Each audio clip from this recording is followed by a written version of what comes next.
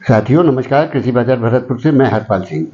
साथियों, चर्चा करने से पहले आपसे वही अनुरोध कि जो भी साथी हमारे चैनल पर नए हैं वो हमें लाइक, सब्सक्राइब और शेयर भी कर सकते हैं। साथियों, आज सरसों के अंदर 50 रुपये की गिरावट का दौर देखने को मिल रहा है। जो भरतपुर मंडी कल 5,151 रुपये के भाव बोले गए थे, वो घट करके आज 5,094 रुपये के भाव बोले जा रहे हैं।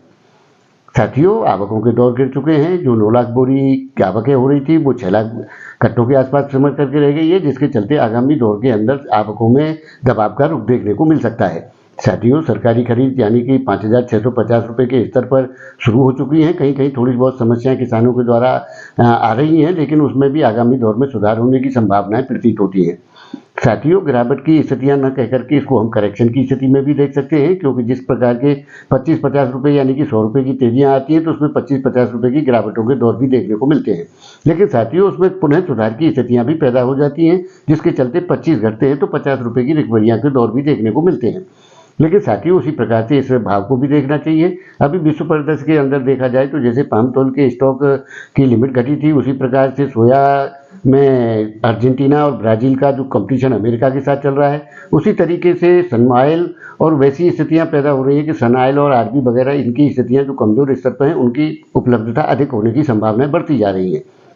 साथियों, आगामी दौर के अंदर सरसों में किसी प्रकार की गिरावट, जैसा कि हम पहले से आप लोगों को अनुमान देते रहे कि कोई गिरावट की स्थितियां नहीं है। आगामी दौर निश्चित रूप से अच्छी उठापटक या सुधार के देखने को मिलेंगे, ऐसी इसमें संभावनाएं प्रतीत होती हैं।